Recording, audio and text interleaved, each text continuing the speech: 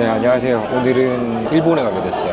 일본 시모노세키에 가는 배를 타려고 합니다. 시모노세키는 사실 저도 처음 갑니다. 그동안 말씀을 안 드렸는데 사실 저는 영어보다는 일본어가 훨씬 편합니다. 근데 일본 여행을 그동안 많이 안 갔던 이유는 갖고 있는 컨텐츠는 대부분 유럽 위주이기 때문에 물론 잘 알긴 하지만 일본을 먼저 우선시하고 싶진 않았어요. 아무튼 이렇게 배 타고 잘 도착해서 내일 아침부터 시모노세키 한번 시작해 보도록 하겠습니다.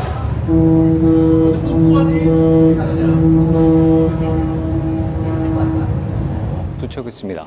시모노세키에 도착했고 5시 반쯤에 도착하는 것 같은데 바로 입국장이 열리지 않으니까 한 7시까지는 주변에서 머물다가 이제 시모노세키 항으로 들어가더라고요. 7시 한 45분 되면 게이트가 열려가지고 입국 심사가 시작되더라고요. 근데 웃긴 거는 짐 검사를 전혀 안 해요. 구두로 물어보고 바이패스로 그냥 통과하는 시스템이었습니다. 조금 특이하긴 하네요. 아무튼 한번 달려보겠습니다.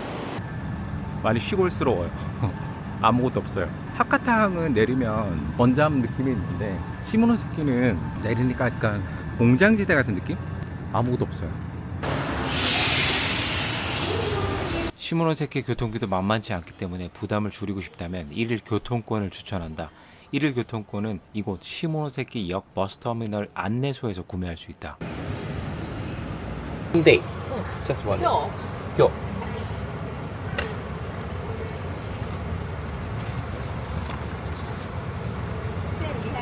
이런 인터넷에서는 분명 1일권이 720엔이라고 했는데 어느새 가격이 1200엔으로 올랐다. 최근 일본의 물가가 올랐다더니 벌써부터 심상치가 않다.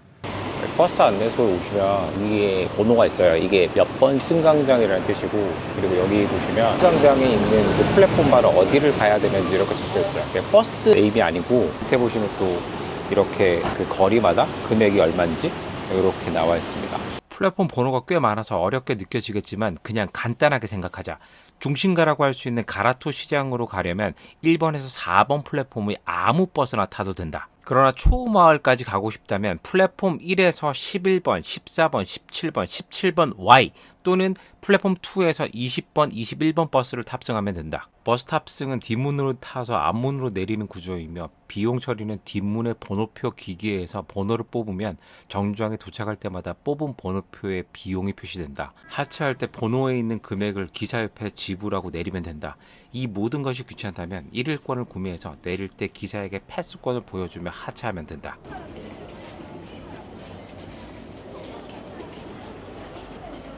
네, 잘 보이실까요? 아까만 진구였습니다. 많은 분들이 신사랑 신궁이랑 차이점을 잘 모르세요. 그거에 대해서 조금 설명을 먼저 드리면, 신사는 일반적인 특정 지역의 신들을 모시는 곳이 신사라고 하고요. 신궁이라고 하게 되면 일본 왕실이 모시는 신을 믿는다든지 아니면 일본의 되게 중요한 인사가 여기에 뭐 일이 있었다든지 했을 때 천황 왕실이 인정한 신사가 신궁이 됩니다. 그래서 대표적인 예로 보면 도쿄에 메이지 진구도 있죠. 메이지 진구도 신궁의 하나입니다. 하마 진구도 일본 역사상으로는 많은 히스토리를 갖고 있는 곳이에요. 여기가 안토쿠 천황이 사망한 거를 기리는 신궁이고요. 나노우라 전투에서 안토쿠 천황이 패하게 되면서 바다에 뛰어들어서 자살을 했다고 알려져 있습니다. 그래서 안토쿠 천황은 죽어서 용궁에 갔다라고 해서 용궁의 모습을 빗대서 이렇게 빨간색으로 칠해놨다고 해요. 용궁처럼 꾸며놨죠. 일본 전체 역사상 되게 중요한 신궁 중에 하나입니다. 또 한 가지는 세계 2차 대전 때 폭격을 맞아서 망가졌었어요. 이걸 다시 복원했고 그 복원한 거에 대한 관리를 또 잘하고 있는 거로 좀 유명한 곳입니다. 그래서 한번 또 들어가 볼게요.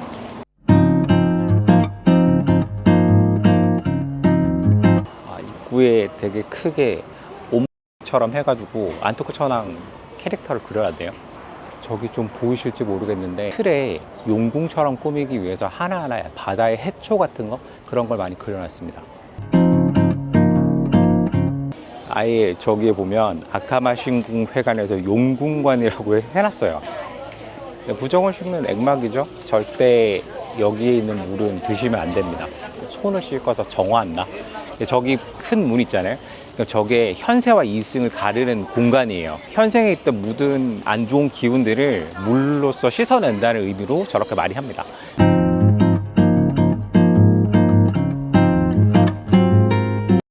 저기 보이실지 모르겠지만 일본은 저렇게 항상 조 끝부분을 되게 많이 신경을 씁니다. 저게 권력의 상징이 돼요. 모든 건물에 저 처마를 어떻게 쓰냐에 따라서 권력을 얼마나 갖고 있었느냐라는 그런 걸 좀 상징하는 경우도 돼요. 전국의 유명한 성이나 좀 신사에 가면 그 신사의 크기 또는 역사 그런 걸 좀 상징하기 위해서 화려하게 지어 놓습니다. 그리고 저렇게 금칠이 되어 있는 거는 보통은 웬만한 신사에서는 저 금칠을 할 수가 없어요. 왜 금칠을 할 수 없냐면 저거는 천황이 인정한 곳에서만 금칠을 쓸 수가 있다고 합니다.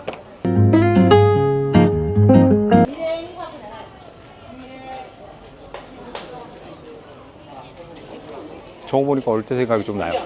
학교 다닐 때 선생님들 저렇게 재단 앞에서 기념하는 거 전혀 어떤 의미인지 알려주지 않았었거든요. 그냥 하는 방법만 알려주셨어요.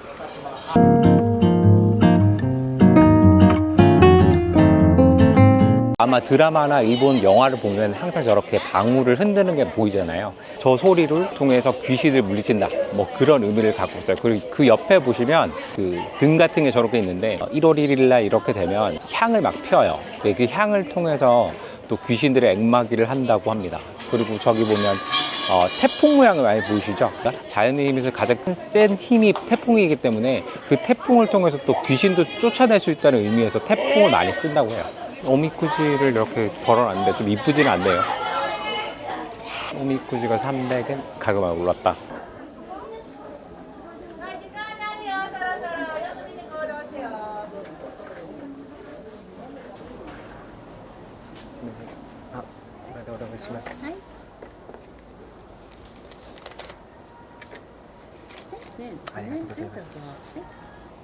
쿠키 샀어요. 모르겠어요. 그 한국에 있는 분들은 그 일본의 신사에 와서 오마모리 사면 약간 좀 부정적으로 생각하시는 분이 있는데 일본인들에게 오마모리는 좀 힘든 사람을 의지하고 싶은데 좀 기대는 힘이라고 할까요? 그래서 너무 부정적으로만 바라보지 않으셨으면 좋겠어요.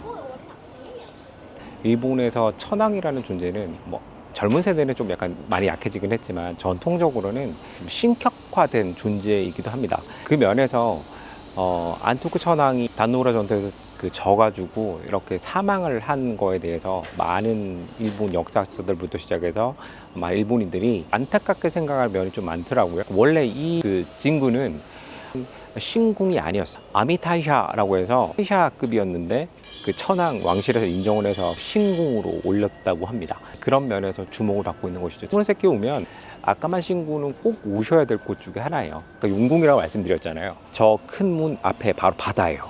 안토쿠 천황이 용궁으로 갔다는 걸 상징하기 위해서 바다 앞에 또 지어놓았다는 특이한 면도 있습니다.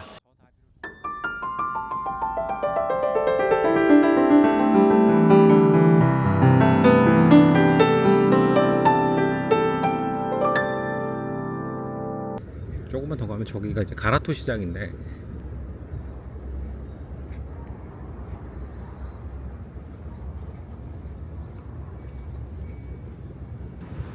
많은 분들이 가라토 시장에서 벌써 먹고 계시네요. 뭐 10시에 한다고 돼 있었는데 미리 얼어나와요. 저기 보니까 가라토 시장 히가시구치 방면인데 저걸 한번 가봐야 될 것 같아요. 이거 같은데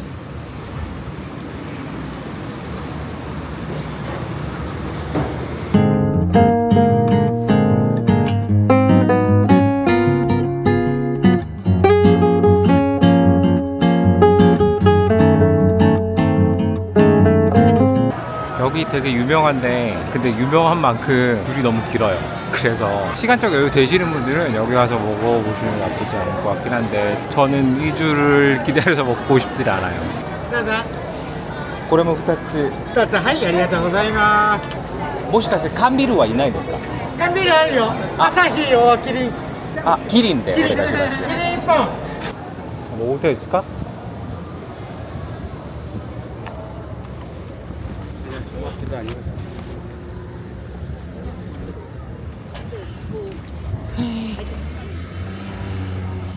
만세기. 예.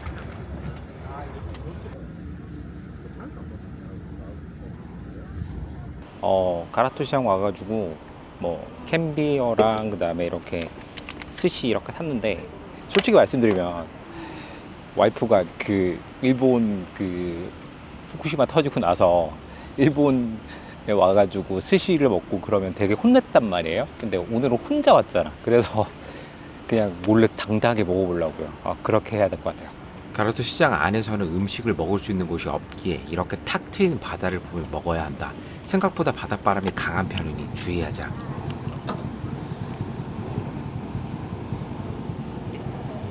가라토 시장은 1900년대 초반에 시장처럼 이렇게 꾸며졌고, 원래는 야채랑 이렇게 같이 파는 곳이었대요. 그러다가 이제 약간 수산시장이라는 이름 빼고 그냥 가라토 시장이라는 이름을 쓰게 됐고, 이 가라토 시장이 우리나라에는 좀 많은 영향을 준 시장이기도 해요. 왜냐면 일제강점기 시절에 자갈치 시장 쪽에 어시장이 가라토 시장을 모티베이션 해서 만들었다고 해요. 원래 경매하는 곳도 있는데 그 경매 시스템도 부산의 공동어시장 이런 데 가면 거의 일본이랑 똑같아요. 왜냐면 시스템을 그대로 받아들였기 때문이죠. 그 용어도 지금 최근에는 많이 바뀌었다고 하지만 일본어 베이스의 용어로 좀 많이 아직도 쓰고 계시다고 하더라고요. 여러모로 한국인들에게는 영향을 끼친 시장이기도 합니다. 여기 오시면 가라토 시장은 좀 빼먹으시면 안 될 것 같아요. 꼭 아까 유명했던 그 마켓에서 그 스시를 드시고, 근데 제가 먹어보니까 유명하지 않은 곳에서도 신선도는 괜찮기 때문에 뭐 기다리는 게 좀 그렇다라고 생각되시는 분들은 그냥 드셔도 무방할 것 같아요. 다 먹고 쓰레기를 어떻게 처리해야 되는지에 대한 당황스러움이 밀려올 텐데,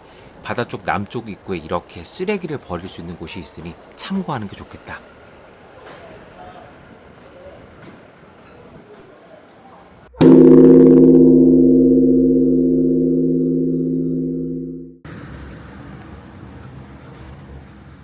나중에 시간이 되면 여기 한번 와봐야 돼. 문 닫은 것 같네요. 근데 잠깐 고풍스러워서 잠깐 느낌이 좀 있었는데 문을 닫았어요.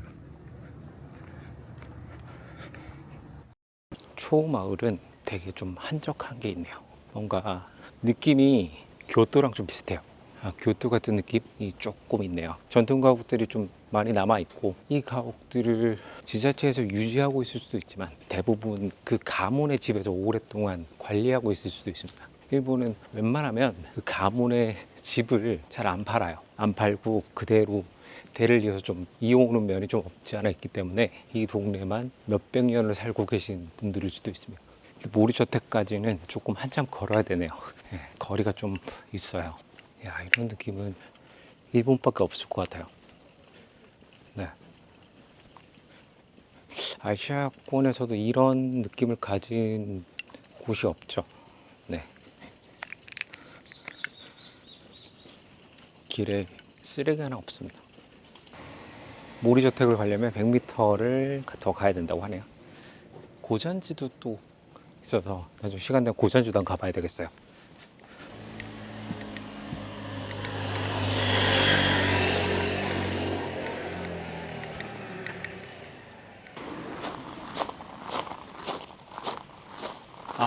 소호는 모리 레지던스 적혀 있었네요. 적혀 있었는데 제가 못 봤어요.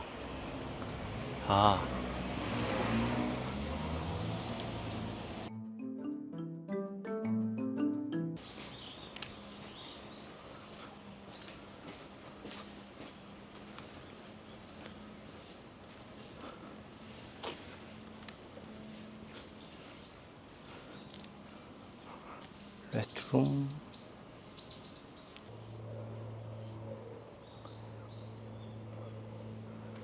제가 모리저택에 온 이유는 야마구치현 자체가 쇼슈번의 중심지입니다. 쇼슈번을 세운 가문이 바로 모리 가문이에요. 그래서 이 저택은 어떻게 보면 이 지역민들에게 가장 중요한 시설일 수 있습니다. 잠깐 일본 역사 이야기를 좀 해드리면, 모리 가문이 세키가라 전투에서 도쿠가와 이에야스에 반대되는 서군에 붙었어요. 결국은 서군이 패배하게 되죠. 그 보복으로 도쿠가와 막부에서는 엄청나게 이 모리 가문에 대해서 멸시를 하고 탄압을 좀 합니다. 이 모리 가문 쪽에서는 그런 거에 대한 응어리가 무려 200년 동안 있었다고 해요. 그러나 이 모리 가문은 그런 응어리 속에서도 농경 중심의 어떤 도시가 아닌 경공업 중심의 도시로 바뀌었어요. 초슈번이 제일 유명했던 게 제지 산업이 되게 유명했었어요. 또 밀무역 유명해서 다른 번보다는 돈을 많이 벌었던 거죠. 그래서 부자가 된 겁니다. 근데 그게 또 막부에서는 좀 배가 아팠나 봐요. 토지 개간을 통해서 쌀 생산량도 다른 도시보다 훨씬 많으니까 일본에서는 예전에 막부에 그 쌀을 바치는 그 양이 다이묘의 기준이 됐단 많단 말이에요. 그거를 생산량이 엄청 많은데도 생산을 줄여서 일부러 받았어요. 왜냐면 모리 가문의 집안을 좀 약간 떨어뜨리기 위해서. 그렇지만 거기에 굴하지 않고 계속 지속적으로 이 모리 가문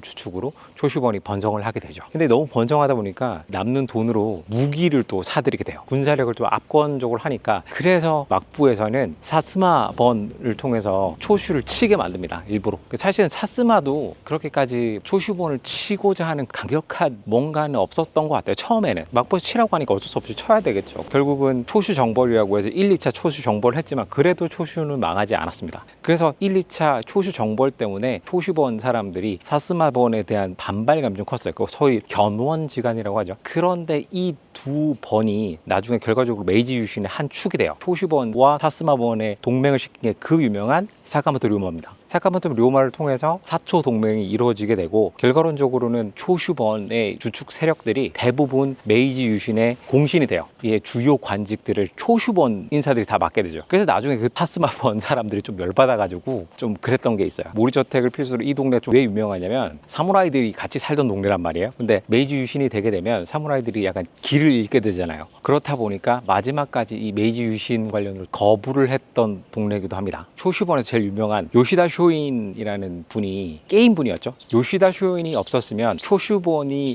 이렇게까지 성장할 수도 없었고 근일본을 일으키는 그런 근간이 될 수도 없었다고 생각합니다. 그분이 이제 가이쿤을 또 그 창설을 하게 돼서 더 발전하게 된 사람입니다. 야마구치 켄이 일본 내에서도 보수 성향이 좀 강합니다.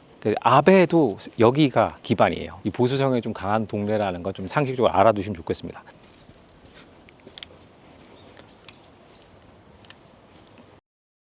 아마 입장료가 있을 거예요.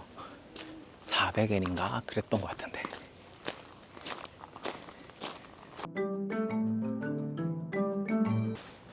$210. 오, 싸다.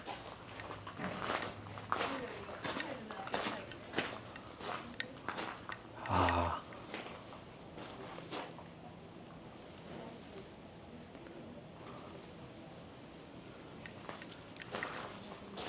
여기가 엔트랜스 같거든요. 일단 엔트랜스 한번 들어가 볼게요.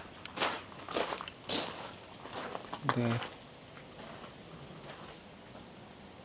좀 당황스러웠다. 분명히 입장료까지 표시되어 있는데 직원도 없고 매표소도 보이지 않았다. 일본인 관광객들도 당황스럽기는 마찬가지인가 보다.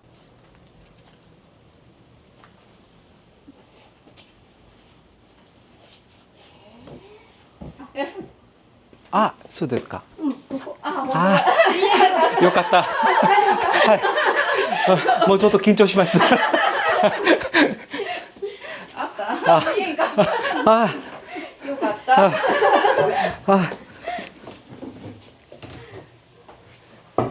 생각보다 모리저택에는 한국인들이 많이 찾는 분위기였다.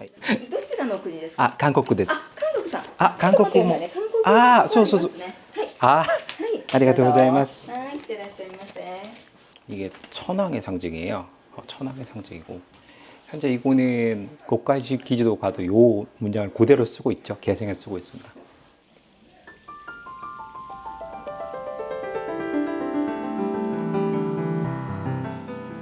정말 잘 꾸며놓은 것 같아요. 이런 다다미도 좀 뭐랄까,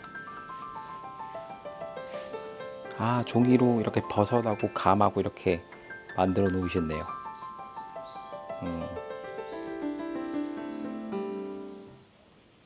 말차 체험은 500엔, 전통 감주인 아마자키 체험은 200엔을 받고 있으니 기회가 되는 사람들은 도전해봐도 좋겠다. 와. 와.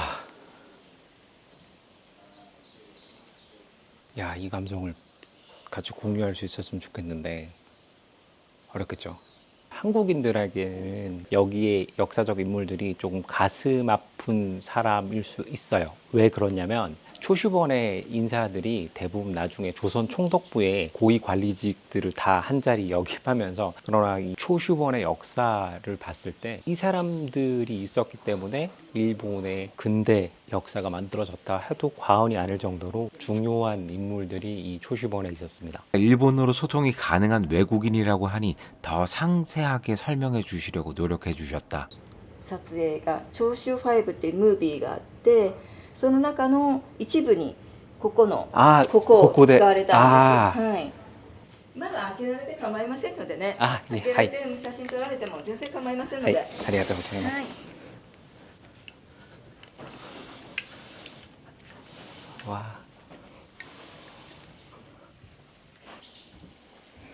조용하고 한가한 고택은 일본 정원만의 아름다움을 잘 표현해주고 있었다. 더구나 이곳은 메이지 천황이 숙박을 했던 장소로 유명세를 치르고 있었다.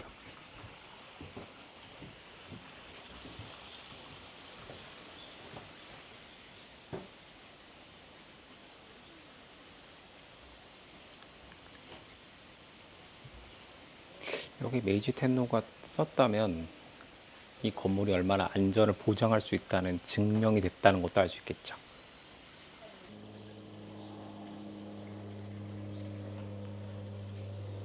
일본 고택에 오셨을 때 이 시설의 풍미를 나타내는 게 있어요. 그게 뭐냐면 여기 보게 되면 음각을 이렇게 파서 이렇게 구멍을 뚫는 그 조화롭게 이렇게 꽃처럼 이렇게 해놨죠. 이런 그 조각은 아무리 돈이 많아도 할 수 없어요. 소위 말하는 다이묘의 어느 지위가 되는 사람만 이런 음각으로 파서 이렇게 전시할 수 있고 이렇게 할 수 있어요. 가문의 어떤 위상, 그 지위가 없으면 이렇게 집을 꾸밀 수 없습니다. 츠바키를 표현해냈나요, 여기는? 일본에서 츠바키도 되게 신성시대의 거라서 네, 이런 문양도 아무나 쓸 수 없습니다.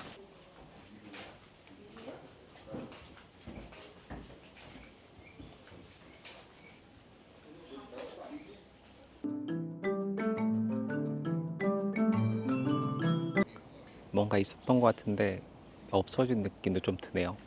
저기 보면 건물을 올렸던 주축돌이 이렇게 있는데 원래 여기 건물이 있었나 봐요. 근데 지금은 아마 소실된 것 같아요. 여기도 그 세계 2차 대전 때 폭격 맞아가지고 일부는 소실이 됐고 복원을 한 시설이라고 알려져 있는데 아마 여기는 복원을 못했나 봐요. 개인적으로 모리저택을 한번 와보셨으면 좋겠어요.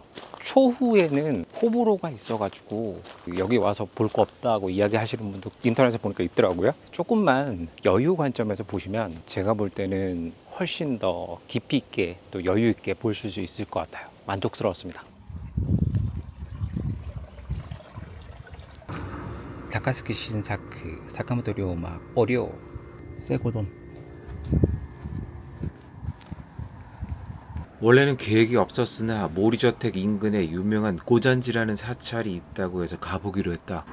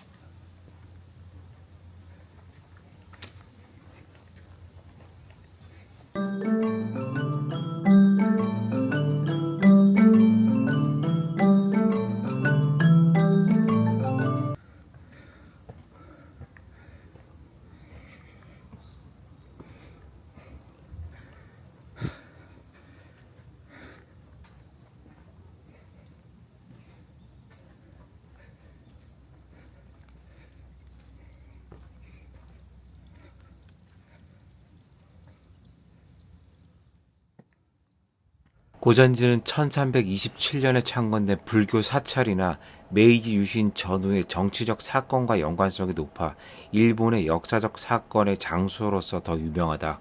일본인들이 가장 사랑하는 존재 중 하나인 다카스키 신사쿠가 군사를 일으킨 장소로 유명하다.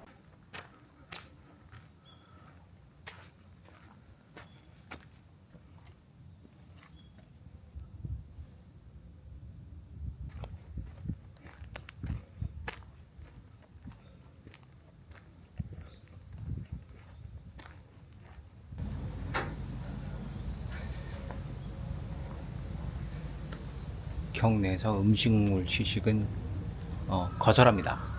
라고 되어 있어요. 아니 금지가 아니고 거절한다고 되어 있습니다. 얼마나 많은 사람들이 여기서 음식물 섭취를 했으면 거절한다는 표현까지 써놨을까? 다카스키 신사쿠.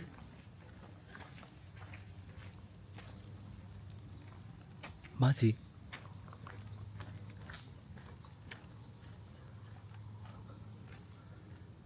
아, 다카스키 신사쿠. 근데 몰랐는데 고잔지에 오니까 다카스키 신사쿠 동상이네요. 아까 제가 말씀드렸죠? 일본 최초의 기병대 대장. 나중에는 폐결핵으로 사망합니다. 좀 안타까운 영웅이죠. 지금 흐르고 있는 이 물은 이 지역에서 명수라고 불리는 신수라고 한다. 그래서 다카스키 신사쿠가 이 명수가 있는 깨끗한 이곳을 거사의 시작점으로 잡았다는 말이 있다.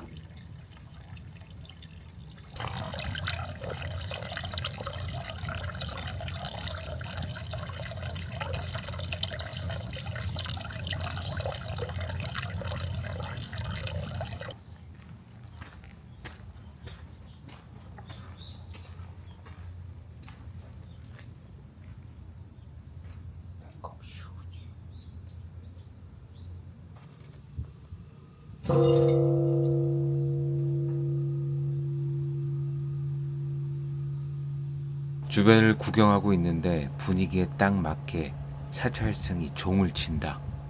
뭔가 모를 경건함이 느껴졌다.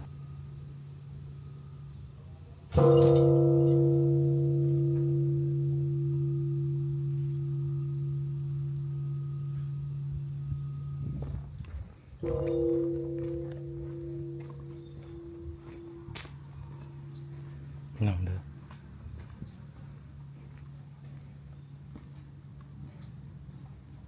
귀여워.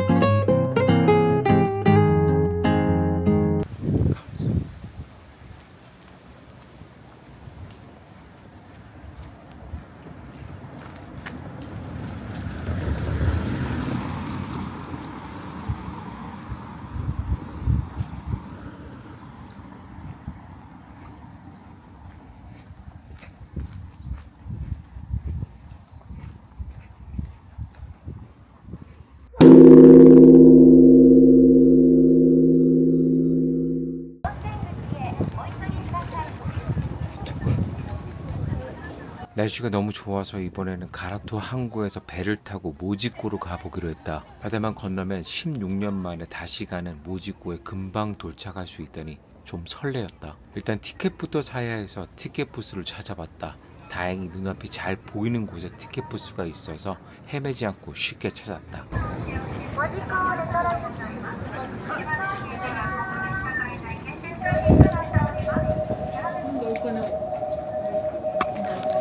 티켓은 편도에 400엔이었고 배를 타고 5분 안에 도착할 수 있는 거리라고 했다.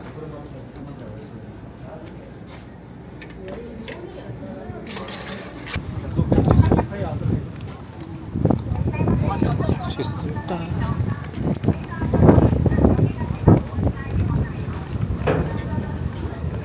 꽤 많은 사람이 탈 수 있다고 하던데.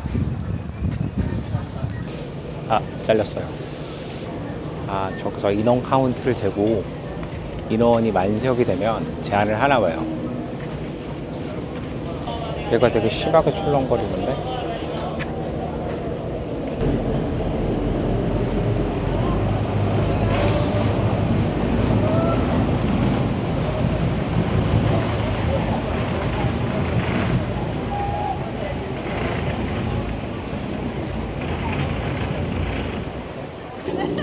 저는 밖에서 못 할 것 같아요. 안으로 타야 될 것 같아요. 탑승전 대기열에서 직원에게 구매한 티켓을 건네주는 형태로 인증하고 있었다.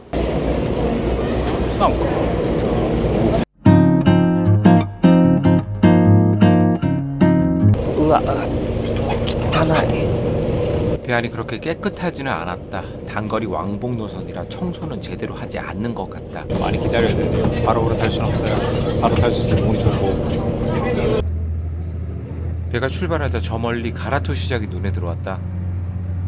배 안은 수면보다 낮은 위치에 있어서인지 파도에 따라 심하게 흔들렸고 솔직히 좀 무섭기도 했다. 그런데 탑승 준비만 길었을 뿐 정작 배는 5분 만에 도착해버렸다.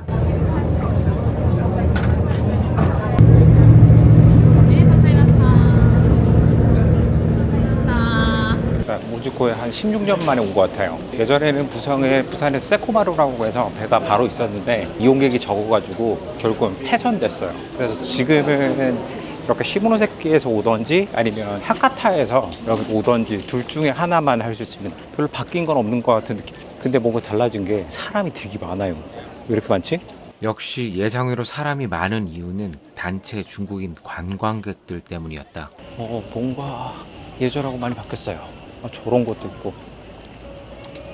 예전에는 이런 느낌은 아니었는데 역시 한 16년 지나니까 좀 바뀝니다. 도계교 물루인 모지가 완전히 바뀌었습니다. 협조해 주셔서 감사합니다. 와, 한국어가 나오네요.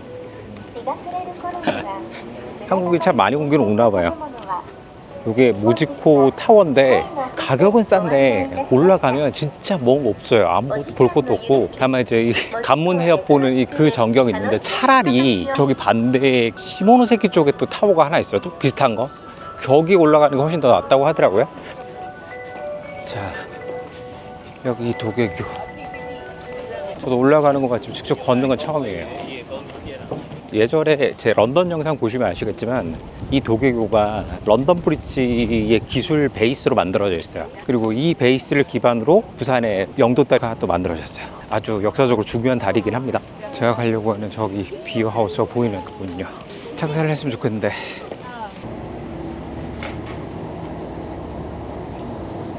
A교 중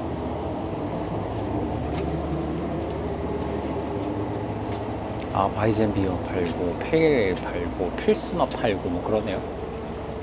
여기 보면 QR을 통해서 접속을 하면 이렇게 나와요. 이렇게 나오는데 아까 입구에 바이젠비어가 추천이 됐었기 때문에 바이젠비어 한번 먹어보려고 해요. 주문 완료하면 이렇게 Thank you for your order 이렇게 뜨고요. 다 뜨면 이게 물리겠죠? 양조장을 만들었나 봐요. 오늘 만약에 먹어보고 괜찮으면 좀 더 시킬 수도 있어요. 바이젠비어. 사실 독일에서만 바이젠비어를 먹다가 여기서 어떨지 모르겠지만 먹을게요. 그래도 몰라, 일본에서 맥주 잘 만드니까.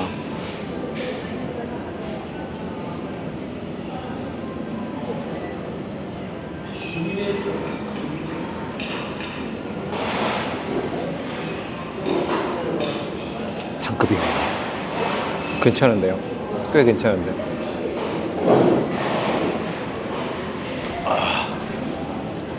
괜찮은데요. 물론 제가 더운 데 있어가지고 이렇게 시원한 데 들어와서 맥주를 먹는 것 때문에 조금 플러스된 요인이 있을 수는 있지만 그래도 괜찮은 것 같아요. 꽤 수준급으로 만들었네요. 제가 일본 맥주 중에 넘버원으로 치는 게 있거든요. 한정판이긴 한데 에비스 고아쿠라고 있어요. 근데 그 수준에 버금가는 맥주인 것 같아요. 놀랐어요. 진짜 놀랐어요. 이 정도인지 몰랐어요. 8.6%인데 이것도 괜찮아요. 이번에는 여기 한정판이라고 해서 IPA 한번 시켜봤습니다. IPA는 인디애나 페일 에일 모르겠어요. IPA는 홍보장이 미국이라고 쳐서 독일 맥주는 좀 이렇게 기술 전파가 많이 돼 있긴 하는데 근데 IPA는 모르겠어요. 어떻게 잘 했을지 한번 볼게요.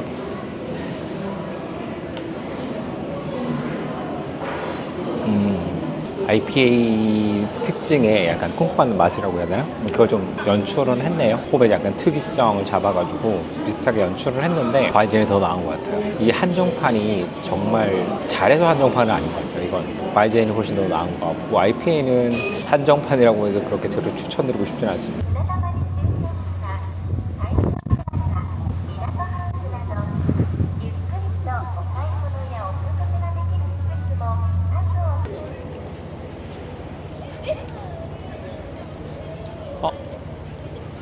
바나나 닌겐이 여기 근처에 있었는데 여기도 하나를 세웠네요. 여기에 바나나 표식이 되어 있는 이유가 있어요. 왜냐면 이 모지양이 일본에서 최초로 바나나가 들어온 곳이래요. 물론 수입으로 동남아에서 들어온 게 아니라 대만을 통해서 들어왔대요. 대만에는 동남아가 가까우니까 바나나가 많이 수입이 됐고 좀 쾌속선이 생기면서 바나나를 여기로 직수입해서 그때부터 일본인들이 이 모지양을 통해서 바나나를 먹었다고 해서 저 바나나가 모지의 상징이 되어 있습니다.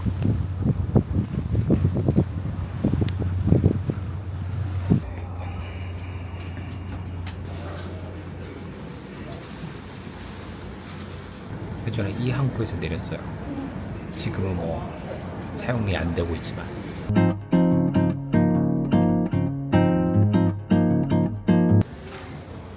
아, 옛날하고 달라진 게 없겠네요. 저 캐릭터 인형.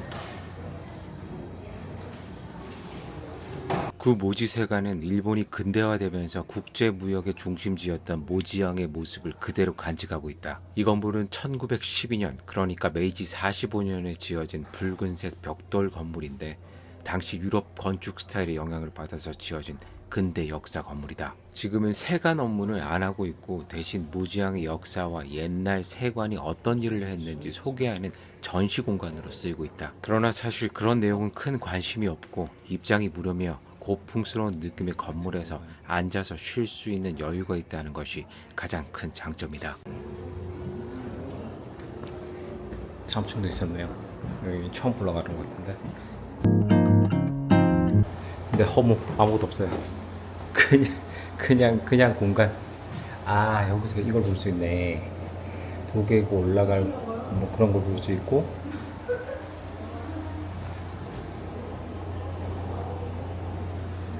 그냥 올라오지 마세요. 진짜 아무것도 없어.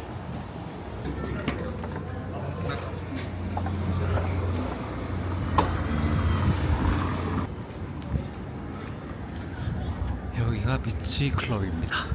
미치 클럽이라고 불리는 이 건물이 특히 유명한 이유는 1922년 그 유명한 아인슈타인 박사 부부가 여기서 머물렀기 때문이다. 아인슈타인은 일본 방문 중 이곳에서 5일간 머물렀는데 일본에서 가장 오래 머문 곳이 바로 여기라고 한다. 야키카레로 유명한 1층 레스토랑은 입장은 무료이며 2층 전시실은 입장료 100엔을 받고 있다. 지금 레스토랑으로 바뀌었나 봐요.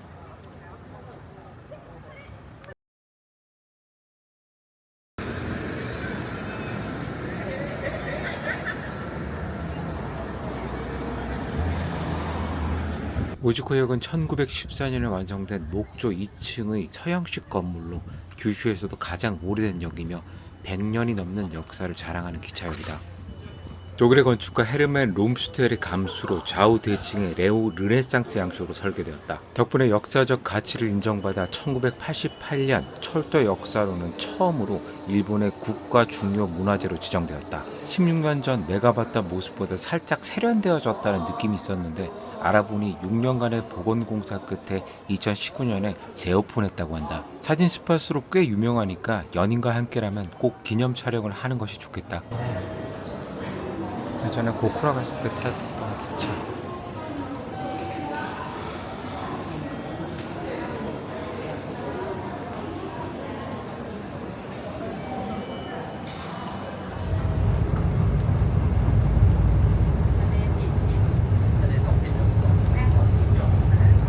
다시 시모노세키로 가기 위해 배를 탔다. 9시간을 정신없이 돌아다녔더니 이때부터 살짝 체력적인 부담이 왔다.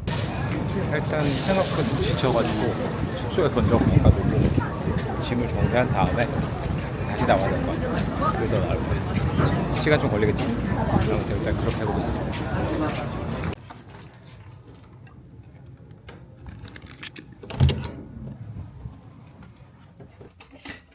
전형적인 일본 비즈니스 호텔. 뭐 이 정도면 이 가격에 이 정도면 괜찮네요. 이 가격이 보자. 뷰는 있을까? 오, CB입니다. 화답입니다. 오, 죽이네.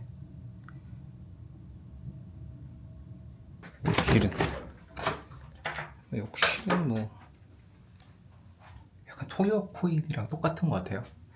그 약간 좁기는 더 좁고 토요 코인이랑 룸 컨디션이랑 이런 것도 똑같은 것 같아요. 어메니티 주는 거랑 뭐 똑같네. 잠깐 쉬었다가 배가 고파져 일본의 유명 맛집 추천 앱인 타베로그를 통해 현지인들에게 인기가 높은 라멘집을 가보기로 했다.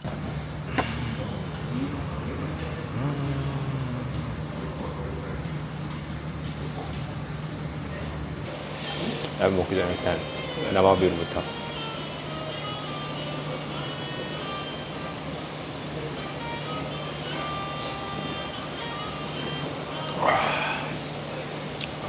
역시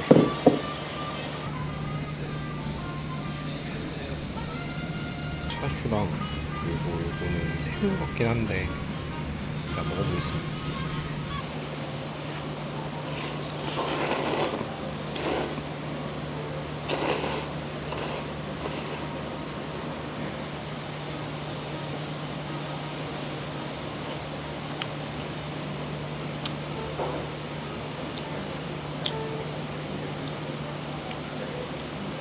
맛있어요.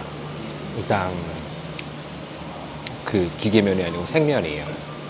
미소의 맛이 쫙 들어오는데 뭔가 맛이 되게 깊어요.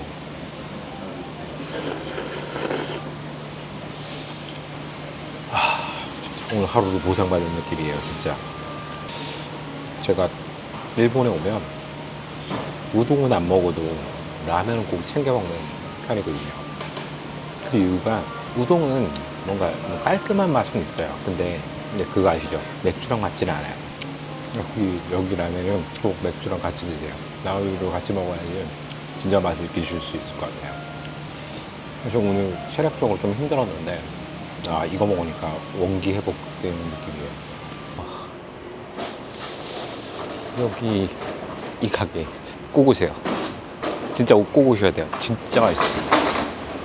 와, 제가 살면서 먹어본 일본 라면 중에 랭킹 안에 들어가는 것 같아요. 진짜요. 이게 기존의 라면하고 좀 많이 틀려요. 이게 안에 뭐 시래기 같은 것도 넣고 건새우도 넣고 하는데 와, 레벨이 높아요. 장난입니다. 뭐 제일 비싼 라면이랑 그 다음에 남아비루 하나 해서 2,060엔 받았단 말이에요. 가격 안 아까웠어요. 한국에서도 지금 그렇게 받잖아요. 진짜 안 아까웠습니다. 여기 제가 링크까지 달 거니까 꼭 오세요. 진짜 맛있습니다. 물론 맛에 대해서는 호불호가 사람마다 다를 수 있지만 여기는 좀 레벨이 틀린 것 같아요. 꼭 오세요. 와.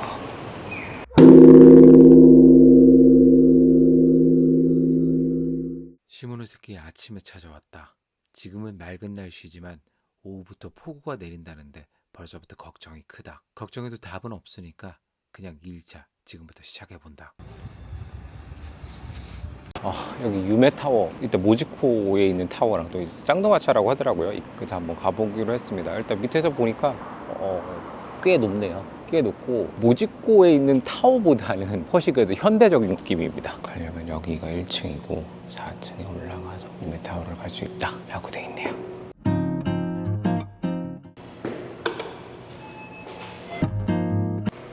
저기 왠지 아무도 안 가는 곳 아닌가 싶기도 하고, 모지코에 있는 타워도 사람이 거의 안 올라가더라고요. 이건 지금 됐어. 여기 이렇게 돼 있네요. 여기 있네요. 여기 나가서 대구치 여기 있다. 저기 에스컬레이터도 있었네. 영업시간이 9시 30분부터 밤까지 했네요. 그러면 어른은 600엔. 일단 가볼게요.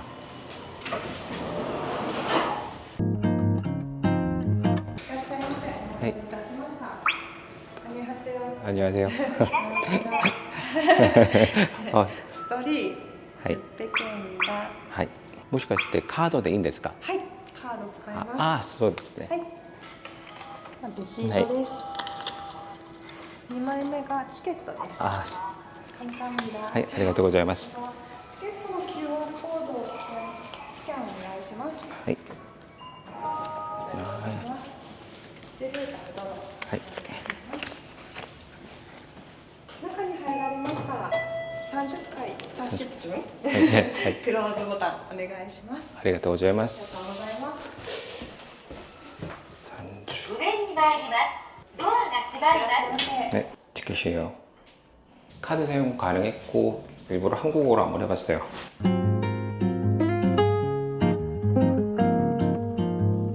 전망대는 30이고 내려가려면 28층에 내려가야 되네요 또. 30階です。下に参ります。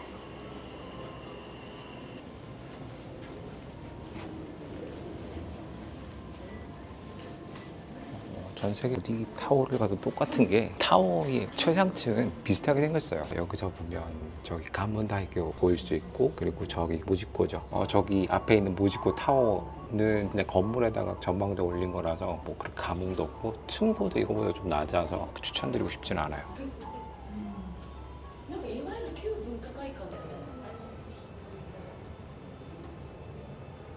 그래도 확실히 모지코 타워보다는 사람이 많은 것 같아요. 여기 소개가 좀 돼 있네요. 네. 부산이랑 자매 결혼돼 있어가지고 부산문 이렇게 세웠다고 돼 있네요. 저기 한국 음식점도 되게 많아요. 저기 항구네요. 여기가 1996년에 지어진 간문해협 쪽에서 가장 높은 타워라고 합니다. 애초에 타워 전용으로 만들어졌고 목적성이 뚜렷하게 다른 것 같아요. 어느 타워에 와도 똑같지만 볼 건 없어요. 그냥 뭐 전경 좀 보고 위에 체류 시간 할 수 있을 만큼의 어떤 그런 게 많이는 없네요. 내려가는 엘리베이터를 타는 28층에는 분명히 또 스피너 샵이 있을 거예요. 아마 그런 식으로 운영이 될 것 같은데 뭐 전 세계 어느 타워는 똑같으니까. 아무튼 이번에 왜 저 혼자 이렇게 여행을 왔느냐 이렇게 썰 좀 풀어들어야 될 것 같은데 여러분들이 혹시라도 의심하시는 멀티버스라든지 뭐 그런 거 절대 아니고요. 아이가 성장하니까 사실상 학교를 하루 빼는 게 부담스러워요. 뭐 초등학교 때나 얼마든지 빼서 이렇게 할 수는 있는데 지금은 하나 빼가지고 하는 게 되게 부담스럽고 그리고 이제 저희 아이 같은 경우는 토요일날 또 영재원을 다니고 있는데 하필 또 이번 주에 일정이 가는 일정이라 그래서 결과론적으로는 아이를 케어하기 위해서는 또 와이프도 있어야 되니까 저 혼자 오게 됐어요. 앞으로도 아마 이렇게 되면 가벼운 곳은 저 혼자 다니게 되지 않을까라는 생각도 좀 해봅니다. 약간 아재 여행처럼 돼 가지 않나 라는 생각도 들고요. 이렇게 인형 직접 잡는 건 100엔. 인형 모으는 취미는 없어서 500엔 주기에는 조금 아깝다. 자, 이제 한번 내려가 볼 건데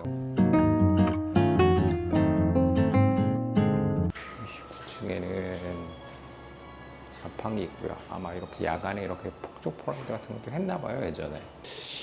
어느 순간부터 일본에 있는 타워들이 타워 안에 이렇게 신사를 만들어 놨어요. 작게 종이 카드로 해놨네요. 1000억 벌게 해주세요.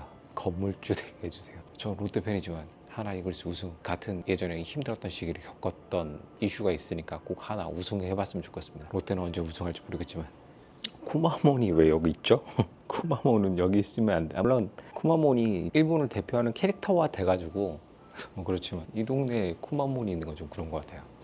열쇠 잠그는 게 프랑스 파리 다리에서 먼저 유래가 돼가지고 그게 돈벌이가 되니까 전 세계 어디든 걸 만들어 놓은 것 같아요. 우리나라 남산타워도 똑같죠? 28층에서 내려가게 돼 있네요. 11월 달에 그 아이를 데리고 동반하는 보호자들은 입장료 무료래요. 혹시라도 11월 달에 오시는 분들은 요거 참고하셔서 오시면 좋겠네요.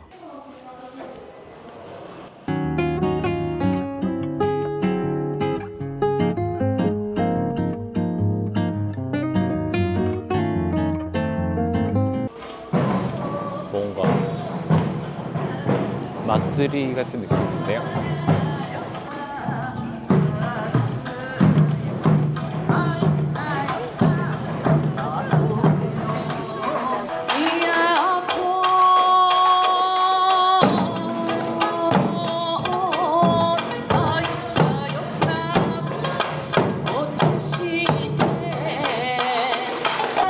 이런 행사를 좀 많이 하는 것 같긴 해요. 전통적인 거 베이스 바탕으로 행사를 하니까 괜찮은 것 같아요. 다만 문제는 그들만의 리그예요. 최근에는 저기 지금 북치는 아이들도 다 한 중학생이나 한 고등학생 정도 된단 말이에요. 직접 참여하는 사람 말고 젊은 세대는 없어요. 그게 현재 일본이 전통을 지켜야 된다는 그 관념 아예 젊은 세대와 형 세대와의 단절이 좀 요즘 최근에 이슈화가 되고 있습니다.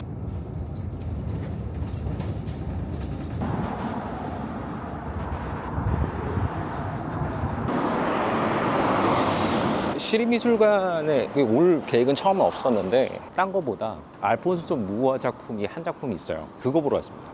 여기 운영 시간은 9시 30분부터 오후 5시까지네요. 입장 마감은 4시 반까지니까 그 생각해서 오시면 좋을 것 같습니다. 엘리베이터 타고 올라와야지 엔트런스를 볼 수 있어요.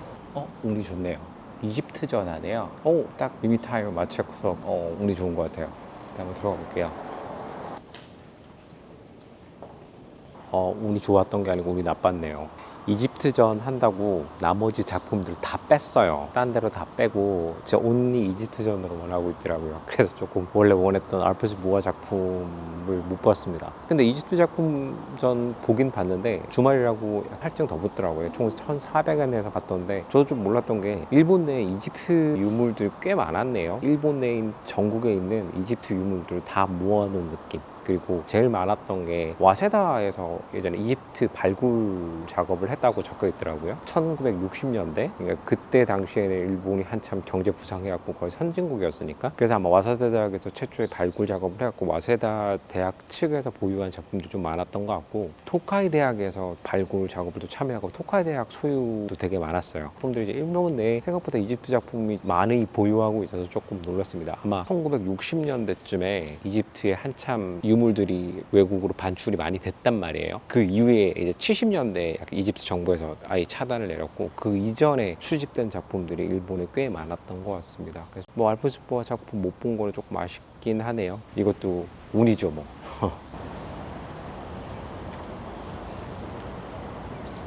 가문다이교가 있고 그 옆에 여기가 단노우라 전투 전장입니다.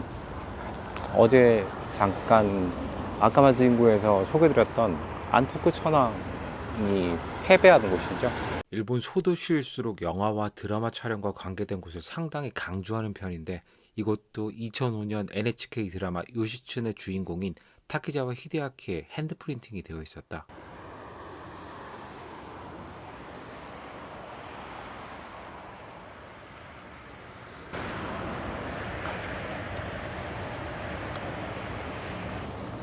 제일 좋은 위치에 이렇게 해놨네요. 이번에는 해저 터널로 가볼게요. 단노우라 전장을 뒤로 하면 해저 터널로 갈 수 있어요. 기본적인 해저 터널을 무료라고 하니까 그냥 갈 수 있습니다. 다만 밤에는 이용이 불가능하다고요.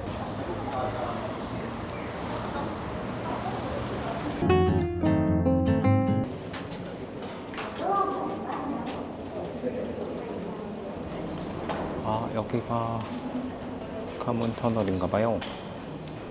기념도장 찍는 곳이 있는데 저는 찍지는 않겠습니다. 일단 여기로 가면 모지코인 것 같아요. 장거리가 될 것 같은데 한번 가볼까요? 요즘은 해저 터널이 많아졌지만 예전에는 해저 터널 자체가 공사가 되게 높은 기술력을 자랑한단 말이에요. 그래서 아시아권에서는 해저 터널이 거의 없었어요. 거의 일본이 전무후무 했었죠. 근데 이제 한국도 건설 기술이 많이 발전하면서 해저 터널이 막 생겨나기 시작했죠. 그 대표적인 예로 가장 우리나라에서 해저 터널 시공이 좀 어려웠던 장소는 거가대교 해저 터널 라인입니다. 거기가 수도 굉장히 유속이 빠르고 특히 암석도 특이 암석이라서 공사 난이도가 굉장히 높은 곳 중에 하나였어요.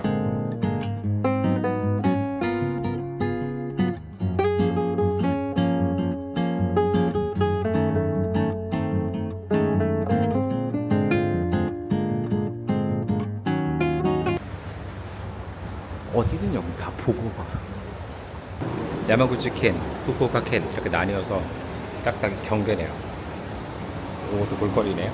여기서 보면 이렇게 돼 있죠. 경계선.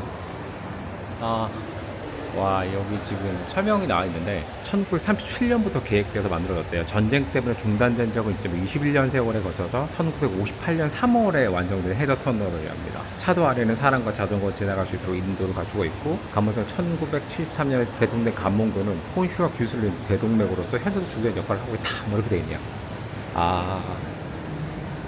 이렇게 있네요. 물론 그럴 수밖에 없지만 여기가 아마 해수 침술로 이게 유입되는 거예요. 배출하는 장소일 거거든요. 물 흘러가는 소리가 계속 들려요. 영국까지 프랑스가 해저 터널도 있잖아요. 거기도 최근에 해수가 계속 양이 많아져가지고 이슈가 되고 있다고 하는데, 오래된 터널일수록 그게 좀 더 심하겠죠? 아무리 이 터널을 뭐 강판으로 감싸든 또는 콘크리트로 감싼다고 하더라도 바닷물의 염분이 계속 가게 되면 거기에 따른 스트레스가 좀 있을 거기 때문에 어쩔 수 없다고 봐요. 500m만 가면 시모노세키, 그리고 모지 이렇게 할 수 있습니다. 어제는 배 타고 갔는데 오늘은 걸어서 모지 가요.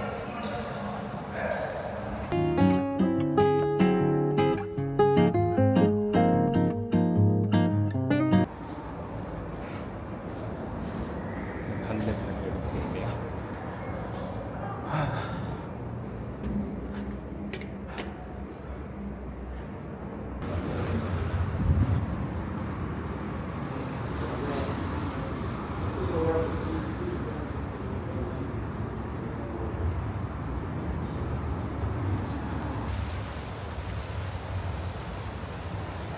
오늘 아침에 갔던 유메타워 저기 또 있네요.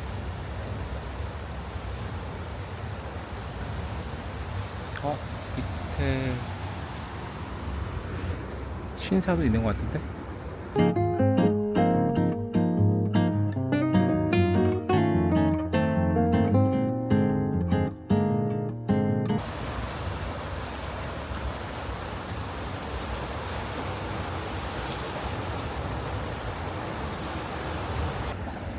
해가 떠요. 원래 12시에 폭우 온다고 했는데 해가 떠요. 여기에 이름이 등록이 되는 사람들은 그래도 조금 경제적으로 좀 부유한 사람들이겠죠? 메카리 신사의 유래는 아주 오래전으로 거슬러 올라갑니다. 14대 천황인 주아이 천황의 왕비 신궁 황후가 사만정벌을 위해 전쟁터로 떠날 때 이곳에 잠시 머물렀다고 하는데요.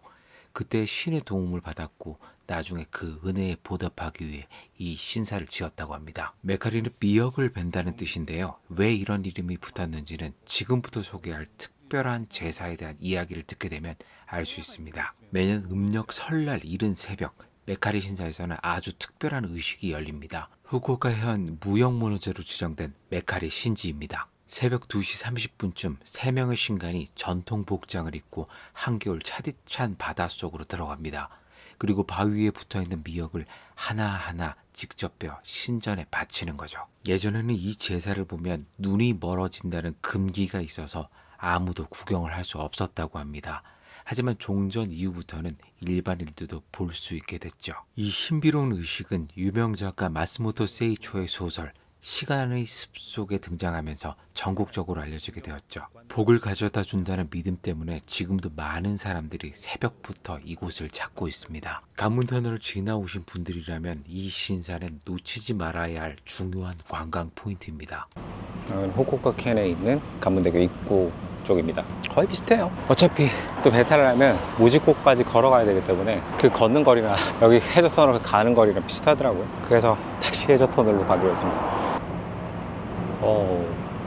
보이시죠? 페리 있는 데까지 걸어가는 게 이 해저터널 가는 것보다 훨씬 더 멀어요.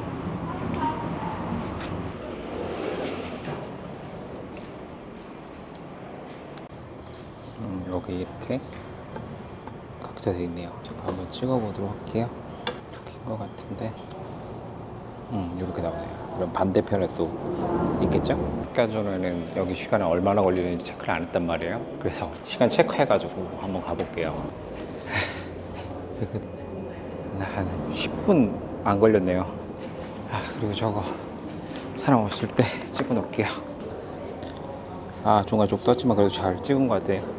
관문에서 모지코 넘어갈 때를 몰랐는데 알고 봤더니 모지에서 관문을 넘어올 때는 한 3분의 1 저 지점이 오르막으로 돼 있어요. 좀 힘들었어요. 제가 15분 미만으로 걸리긴 했지만 아무런 생각 없이 그냥 전속력으로 그냥 걸었기 때문에 이 정도고, 만약에 조금 연령대가 있으시면 제가 볼 때는 한 15분 정도 더 걸립니다. 그리고 이 한여름에는 습도가 되게 높아가지고 추천드리고 싶지 않아요. 오늘은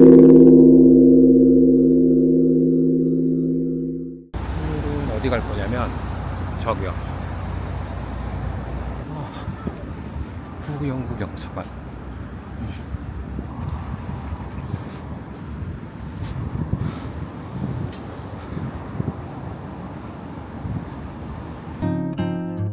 아, 여기 보면 입관 무료고, 아, 여기는 입구가 아닌 것 같네요. 여기는 입구가 아니고. 아, 애프터눈 티하고 먹을 수 있네요. 한번 들어가 볼게요.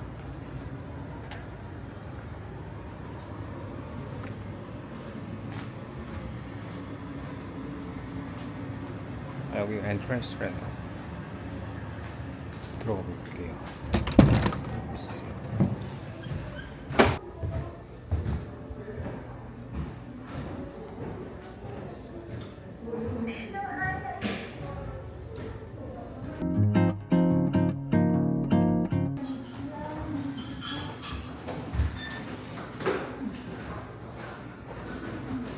자, 이렇게 찍어도 된대요.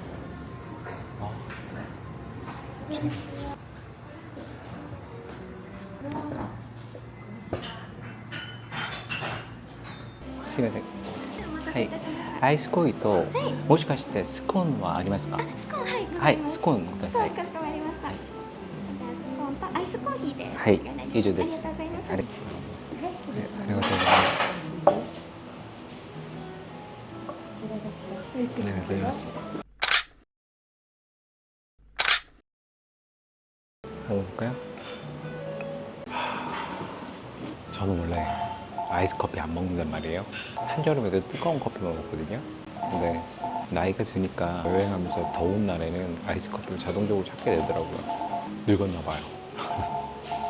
여기 영국 영사관은 1906년에 지어졌대요. 현존하는 영사관으로 쓰이려고 만든 건물 중에는 일본에서 가장 오래된 건물이라 역사적으로 중요한 문화재로 등록이 돼 있습니다. 그리고 운영 시간은 9시부터 5시까지 운영을 하고 있고요. 입장은 기본적으로 무료입니다. 근데 카페처럼 운영을 하고 있어서 거기서 뭐 드시고 한다면 그거는 이제 코스트를 소비하지만 기본적으로 입장에서 둘러보는 거는 무료니까 그냥 오셔도 될 것 같아요. 그리고 이왕이면 아무래도 영국적인 느낌을 받기 위해서는 한 번쯤 차를 마셔보고 나쁘지 않을 것 같아요. 대부분 과거에 영국 영사관이나 영국인들이 있던 시설들은 지금 이렇게 다 카페나 레스토랑처럼 바뀌어 있어요. 여기 들어온 느낌은 영국스럽다? 라는 느낌과 나가사키의 그라바엔 비슷한 느낌을 났어요. 그래서 조금 놀랐고, 물론 그라바엔도 영국인이 했던 거죠. 여기도 영국 영사관이었기 때문에 느낌이 전반적으로 좀 비슷한 것 같습니다. 그리고 이런 역사적인 시설이 있는 것도 나쁘지 않은 것 같아요. 접시도 피트라이빗이네요. 부을까요? 이렇게 스콘이 방금 데핀 거라서 되게 따뜻합니다. 먹어볼게요. 아, 뜨거워.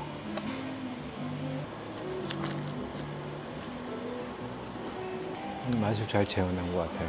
런던에서 먹던 그 맛인 것 같아요. 비슷해요. 아, 이렇게 먹으니까 천국이 따로 없네요.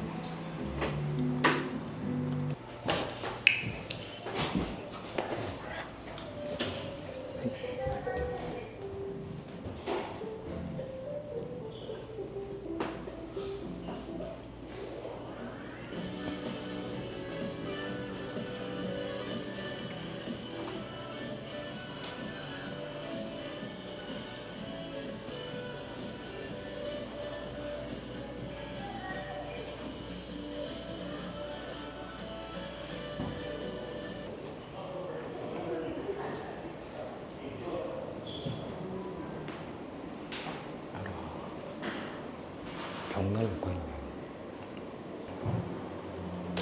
여기에도 다카스키 신사쿠가 있네요. 거의 시모세케 영웅은 신사쿠인 것 같아요.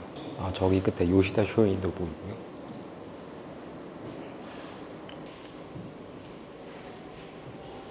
엘리자베스 2세 여왕이 젊은 시절 같아요.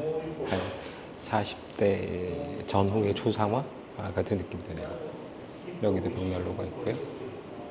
여기 기념 스탬프 찍은 것도 있네요.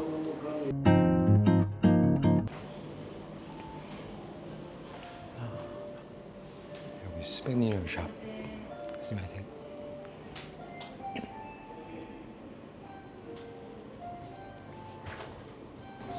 비트. Institute.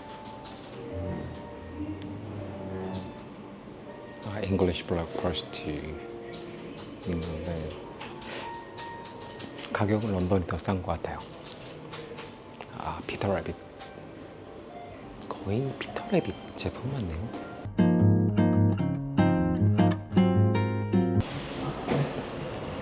여기도 free entry welcome이 좋겠는데 뭔가 볼까요?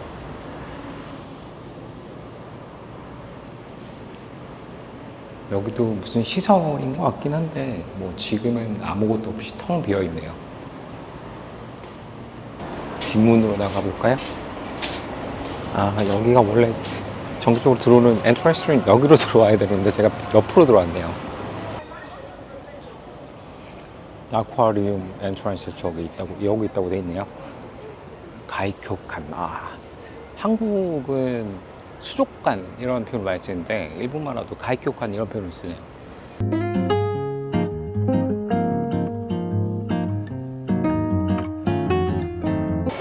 가격은 비슷하네요. 뭐 어른은 2,500엔, 25,000원 정도. 시모노세키 시민은 1,000엔.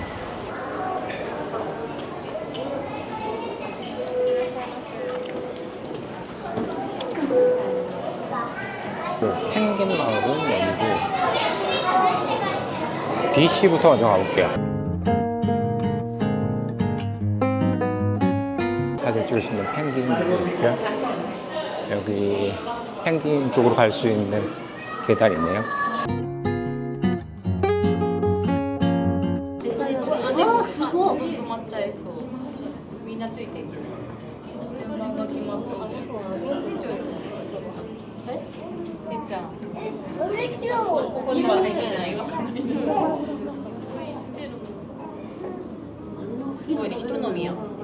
방금 사육사님이 특수 펭귄에게 먼저 먹이를 주셨잖아요. 그 이유가 예전에 여기 이런 펭귄 수족관 일하시는 분한테 들었는데 늙어가지고 거동이 힘든 펭귄들이 있대요. 그 젊은 펭귄들이 먹이를 다 독차지하기 때문에 늙은 펭귄들한테 이렇게 먼저 먹이를 주신다고 하더라고요.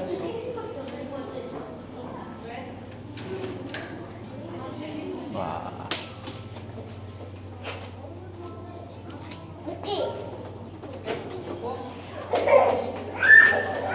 터널처럼 이렇게 해놨어요. 잘 해놨네요.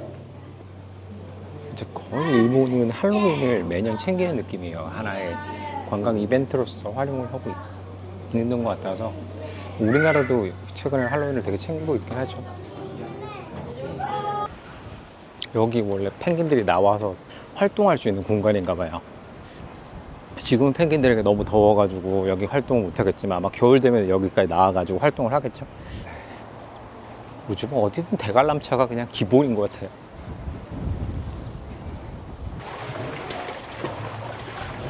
그 스키 기라 이렇게 적어놨네.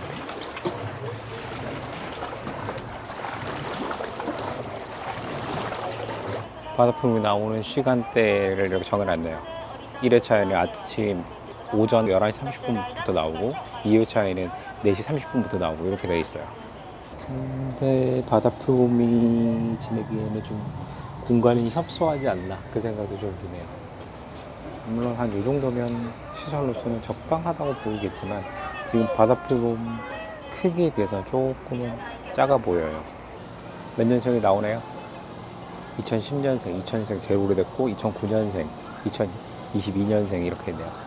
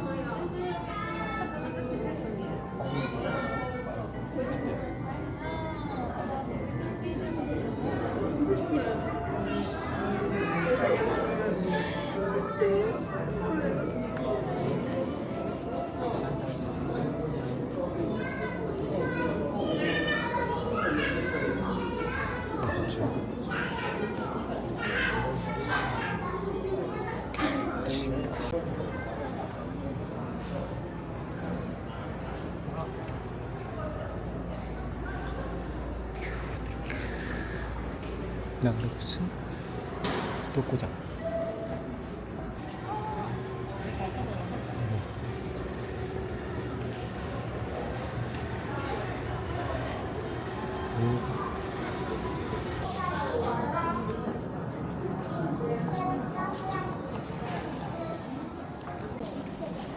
카이큐관은 아이들 데리고 오기에는 딱 적당한 것 같아요. 가족 단위로 오기에는 딱 적당하고 가격은 2,500엔이니까 우리나라 수족관도 비슷하잖아요. 근데 여기 시스템이 좀 잘 꾸며져 있어서 한 번 와 보실 법합니다. 그리고 꼭 와 보시는 게 좋을 것 같고.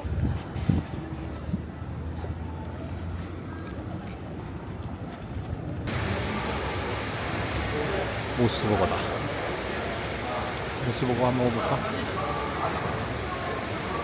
요거에 먹어봤습니다. 특징이죠. 메론 소다 그리고 햄버거. 요즘 제일 인기가 높다는 버거인데 먹어봐서야 알겠어요. 한국에 모스버거가 들어왔는데 망했죠. 망한 가장 큰 이유는 가격 대비 양이 작다는 것 때문입니다.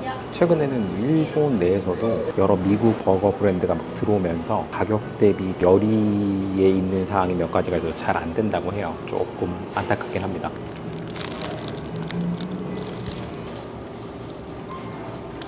인정하게 예를 들면 모스버거를 제가 되게 좋아하는 사람인데 실망입니다. 왜 모스버거가 망해야 하는지 알겠어요. 맛, 가격 어떤 것도 충족시킬 수 없는 것 같습니다. 안타깝습니다. 한 시대를 풍미했던 모스버거가 이렇게 망해야 하는 모습을 직접 경험하게 되니까 못 먹겠어요. 남길래. 이건 제가 알던 모스버거 아닙니다. 많이 실망스럽네요. 예전에 모스버거는 어디서 먹어도 수제버거만 맛이 있었는데 이거는 아닌 것 같아요. 유일하게 메론 소다만 예전 그대로네요.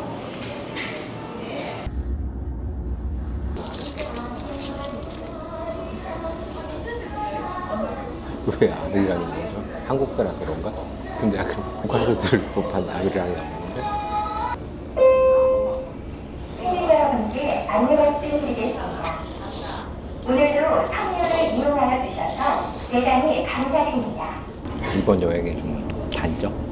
일본어 하시는 분 잘 아시겠지만 야마구치 켄의 사투리가 굉장히 좀 달랐어요. 교도맨이랑 간사맨이랑 보고가맨이랑 이쪽은 좀 적응이 돼 있는데 야마구치 켄 사투리가 많이 이질적이더라고요. 완벽하게 알아듣기가 좀 어려웠습니다. 버스 노선은 처음에 헷갈리기 쉬운데 한번 적응되면 노선이 생각보다는 단순해서 빨리빨리 달릴 수 있다. 아까 느낀 게 여기 구글맵에 나오는 버스 예정 시간은 전혀 안 맞아요. 버스 떠났다고 되면 한 8분 뒤에 오고 막 그래요. 그게 좀 단점? 아니면 단점이었고, 장점은 제가 지금까지 경험한 그 어떤 일본보다 일본어를 했을 때 그 친절함은 여기가 단연 압권이었어요. 일본어가 가능한 사람들이라면 여기만큼 친절한 곳은 없을 것 같아요. 다만 그들의 혼내는 어떨지 모르겠습니다만 일본어 하는 사람의 한정에서는 좀 친절하고, 그리고 음식을 따졌을 때 전혀 제가 기대를 안 해서 그런지는 모르겠지만 후쿠오카보다는 음식들이 대부분 더 맛있었어요.